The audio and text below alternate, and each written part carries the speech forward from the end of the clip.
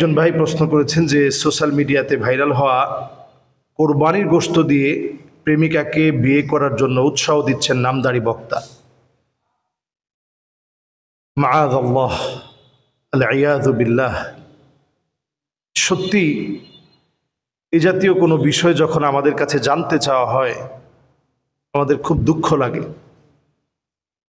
ভারাক্রান্ত হৃদয় নিয়ে তখন কথাগুলো বলতে হয়। একজন আলোচক তার আলোচনায় কত হাজার রকমের বিষয় আছে, যে বিষয়গুলো নিয়ে তিনি কথা বলবেন, মানুষকে দ্বীনের প্রতি আহ্বান করবেন, জাগ্রত করবেন ঈমানকে। এক একজন আলোচক যখন কথা বলবেন, ফাফাদাত আইনাহুম, তার চক্ষুটা অশ্রুসিক্ত হবে, হৃদয়গুলো বিগলিত হবে, তার কথাগুলো এমন হবে মানুষের হৃদয় ছুঁয়ে যাবে। এই নসিহা আল্লাহ রাব্বুল আলামিন রাসূলকে কোরআন দিয়ে নসিহা করতে বললেন, ইয়া আইয়ুহার রাসূল বাল্লিগ মা উনজিলা ইলাইকা মির রাব্বিক, আপনার উপরে যে কোরআন আমি অবতীর্ণ করেছি এই কোরআনের দাওয়াতকে আপনি ছড়িয়ে দিন। এই কোরআনের দাওয়াত ছড়িয়ে দেওয়ার ক্ষেত্রে বাধা বিপত্তি, কত রকমের জুলুম নির্যাতনের শিকার হয়েছে রাসূল করিম সাল্লাল্লাহু আলাইহি ওয়াসাল্লাম। সেই দাওয়াতি মানহাজ সাহাবায়ে কেরাম গ্রহণ করে নিয়েছিলেন। এমন হয়েছে কাফেরের সামনে গিয়ে সাহাবী দাওয়াত দিয়েছে, তরবারি দিয়ে আঘাত করেছে, মাথা থেকে ফিনকি দিয়ে রক্ত বের হয়েছে। সাহাবী বলেছে, ফুস্তু ওয়া রাব্বিল কাবা, আমি কাবার মালিকের শপথ করে বলছি আমি বিজয়ী হয়ে গেলাম, রাসূলুল্লাহর দাওয়াতনামা নিয়ে আসছি, কাফের আমাকে তরবারি দিয়ে আঘাত করেছে, আমার কোনো দুঃখ নাই, কোনো আপত্তি নাই, আমি বিজয়ী হয়ে গেলাম। ওই বক্তার জন্য ধ্বংস, ওয়াইল, ধ্বংস আর লানত ওই বক্তার জন্য যে পাপিষ্ট বক্তারা মাহফিলের মধ্যে হাসির খোরাক দেয়, নিত্য নৈমিত্তিক নতুন নতুন ইস্যু তৈরি করে তাকে নিয়ে যেন মানুষ কন্টেন্ট তৈরি করে।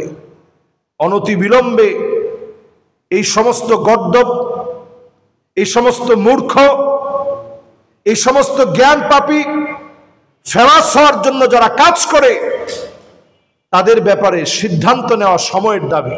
ঠিক কিনা বলেন? সময়ের দাবি তাদের ব্যাপারে সিদ্ধান্ত নেওয়া। তারা দেখবেন পিছনে একটা ব্যানার লাগিয়ে, সামনে কেউ নাই, ব্যানার লাগিয়ে তারা কথা বলে, মনে হচ্ছে মাহফিলের মঞ্চে কথা বলতেছে।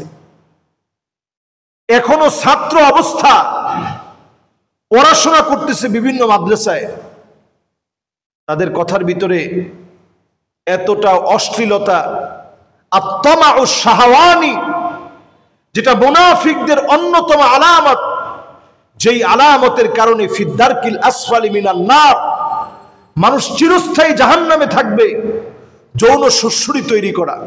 এই যে কথাটা বলা হয়েছে কোরবানির গোশত দিয়ে প্রেমিকাকে বিয়ে করবে, দ্রুত বিয়ে করে ফেলো, এখনই বিয়ে করার সময়, কোরবানির গোশত দিয়ে একটা আয়োজন করে বিয়ে করে ফেলো, এটা আত্মা ও শাহওয়ানি, প্রকাশ্যে যৌন সুশ্রুতি। এই যৌন সুশ্রুতি যদি একজন আলেম তৈরি করে তাহলে সমাজের অবস্থা কোথায় গিয়ে পৌঁছাবে? সুতরাং প্রথমে সে যে এলাকার, ওই এলাকার আলেমদের দায়িত্ব হচ্ছে তার বিরুদ্ধে অবস্থান নেওয়া। এরপরের কথা হচ্ছে আলেমদের পরে তার বিরুদ্ধে সমস্ত মানুষের সজাগ হওয়া দরকার।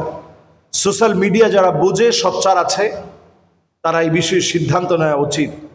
এই সমস্ত আলেমদের কথা শোনার আগে একটি বিষয় পরিষ্কার করে জেনে রাখবেন, ফানজুরু আম্মান তাখুযুনা দীনাকুম, চুলের গোড়া থেকে শুরু করে পায়ের তালু পর্যন্ত লক্ষ্য করতে হবে এই লোকটা দিন মানতেছে কিনা। যদি দিন না মানে, সে যত জ্ঞানী হোক, ওই লোকের আলোচনা শোনা যাবে না। পায়ের তালু থেকে নিয়ে চুলের গোড়া পর্যন্ত সুন্নতের অনুসরণ করতে হবে, তাহলে তার আলোচনা শোনা যাবে। অন্যথায় তার আলোচনা শোনা যাবে না, তার থেকে কথা নেওয়া যাবে না। এজন্য যতজন আমরা এই জাতীয় বক্তাদেরকে সমর্থন করি, তাওবা করেন, এদেরকে বয়কট করুন, এদের ওয়াজ শোনা বন্ধ করেন। আলেমরা এদের ব্যাপারে সজাগ হন। এলাকায় যে এলাকায় তারা বসবাস করে তাদের ব্যাপারে সজাগ হন, নসিহত করেন। যদি তারা নসিহত না শুনে তাদেরকে প্রয়োজনে আইনের আওতায় তাদেরকে সোপর্দ করেন। তাদের কারণে ইসলামের এই বিশাল খেদমতকে ধ্বংস হতে দেওয়া যায় না। আল্লাহ তাআলা আমাদেরকে বোঝার তৌফিক দান করুক। আসসালামু আলাইকুম ওয়া রাহমাতুল্লাহি ওয়া বারাকাতুহু।